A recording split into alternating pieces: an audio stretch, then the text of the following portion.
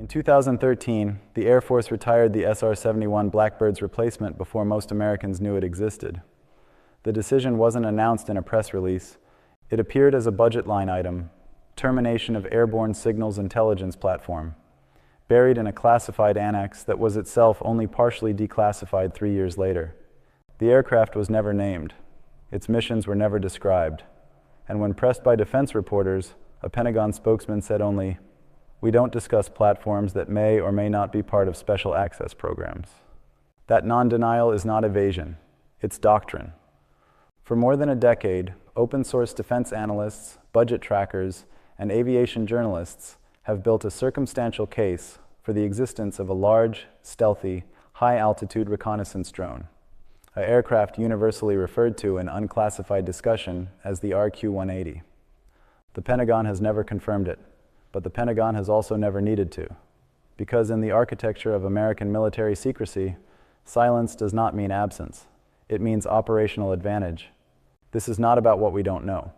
It's about what the Department of Defense has chosen not to say, and why that choice reveals more than any acknowledgement ever could. The modern precedent for this kind of institutional non-acknowledgement was set in the 1980s. For nearly a decade, the F-117 Nighthawk flew operational missions out of Tonopah Test Range in Nevada. Pilots deployed, maintenance crews rotated, families relocated, and the aircraft, despite being photographed, despite noise complaints from nearby residents, despite briefings given to select members of Congress, was never officially acknowledged until November 1988, 2 years before it flew combat missions over Baghdad. The reason wasn't paranoia, it was strategic coherence. Acknowledging the F-117 would have required the Air Force to define its mission profile, justify its budget, explain its detection thresholds, and contextualize its role in strike planning. All of that would have exposed broader architectures, radar cross-section priorities, penetration corridors, targeting doctrine. Silence preserved operational ambiguity. The aircraft could be whatever adversaries feared it might be. The RQ-180 exists within that same logic, but the stakes are higher. Because unlike the F-117, which was a penetrating strike platform, this is a deep penetration reconnaissance asset, designed to operate inside contested airspace for extended periods without being seen, tracked, or intercepted. If the F-117 was a sword, this is an eye. And acknowledging where that eye can go is functionally identical to admitting where your current systems cannot. The evidentiary trail begins not with sightings or leaks, but with budget discontinuities. In fiscal year 2008, a line item in the classified Air Force procurement budget labeled Selected Activities showed an increase of $1.14 billion. By 2012, it had grown to over $2.3 billion annually. Then, in 2014, it dropped sharply and was replaced by a new umbrella designation under Air Force intelligence, surveillance, and reconnaissance operations. That handoff, development to operations, matches the timeline for low-rate initial production of a mature airborne platform.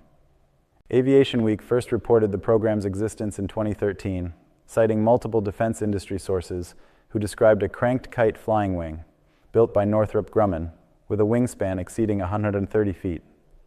The design was said to prioritize endurance and all-aspect stealth over speed, optimized for signals intelligence collection in denied environments, precisely the mission profile left vacant when the Air Force retired its non-stealthy fleets and found the RQ-4 Global Hawk too vulnerable for use near peer adversaries. No official denied it. That's the tell. When Aviation Week published its report, the Pentagon's response was procedural deflection. We do not comment on alleged classified programs. Not, this does not exist. Not, your sources are mistaken. Just deflection. That formulation is deliberate. It preserves deniability without issuing a falsifiable claim. And in the grammar of defense public affairs, that construction is reserved for things that do exist but cannot yet be discussed. Historical comparison reinforces the pattern. The RQ-170 Sentinel, another Northrop Grumman stealth UAV, was never officially acknowledged until one crashed in Iran in 2011 and was paraded on state television. Before that, it had been photographed at Kandahar Airfield, written about in trade publications, and discussed in unclassified aviation forums. The Air Force said nothing. Then, only after physical proof became undeniable, They released a terse fact sheet with no technical details, no mission description, and no operational history. The RQ-180 has not crashed, so the silence continues. To understand why acknowledgment hasn't come, you have to understand how special access programs are structured, not as secrets, but as compartments. ASAP isn't simply classified information. It's an entire operational ecosystem that exists parallel to acknowledged military infrastructure, with its own funding streams, its own oversight mechanisms, and its own strategic justification that is never fully explained to the public. The legal architecture for this comes from Title 10 and Title 50 of the U.S. Code, which govern military operations and intelligence activities. Certain programs, called waived SAPs, are exempt even from standard congressional reporting requirements. Their existence is disclosed only to the Gang of Eight, the leaders of the House and Senate, and the chairs and ranking members of the intelligence committees. Everyone else, including the majority of the Senate Armed Services Committee, operates on inference. The budget mechanics are equally opaque. Unacknowledged programs are funded through classified annexes, where line items are labeled generically: advanced airborne systems, special evaluation programs, research and development support. Costs are distributed across multiple fiscal years and sometimes multiple service branches to obscure unit costs and production timelines. Northrop Grumman's annual reports to shareholders have referenced multi-billion-dollar restricted programs since 2009, growing steadily until leveling off in the mid-2010s, exactly the curve you'd expect from a program moving from development to limited production to operational deployment. This isn't conspiracy, it's institutional design, and it answers a specific strategic need: maintaining overmatch in a domain, intelligence collection inside anti-access environments, where acknowledging your capability is functionally identical to negating it. So why not acknowledge it now? Why maintain silence on a platform that's almost certainly operational, likely deployed to the Pacific, and, if open source analysis is even directionally correct, flying missions over or near Chinese and Russian airspace? Because acknowledgement would force clarification, and clarification would expose limitations. If the Pentagon confirms a stealthy, high-altitude ISR platform, adversaries immediately begin reverse engineering detection. They refine their radar networks, they adjust frequency bands, they deploy passive sensors in overlapping geometries. More importantly, they know what to look for. Silence forces adversaries to defend against uncertainty. They have to assume the aircraft might be anywhere, might use any collection method, might penetrate any defense. That assumption is paralyzing. It forces resource allocation against phantom threats. It degrades confidence in operational security. There's a second reason: diplomatic deniability. If a stealth UAV is collecting signals intelligence over disputed waters in the South China Sea, and China cannot definitively prove it's there, the U.S. maintains plausible deniability. There's no diplomatic incident, no formal protest, no escalation ladder. The mission continues. But the moment the platform is acknowledged, every radar contact becomes attributable.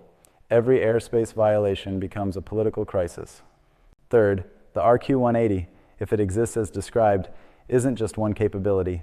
It's a node in a broader system of systems architecture that includes satellite downlinks, fusion centers, targeting networks, and penetrating strike assets. Acknowledging the reconnaissance layer exposes the connective tissue.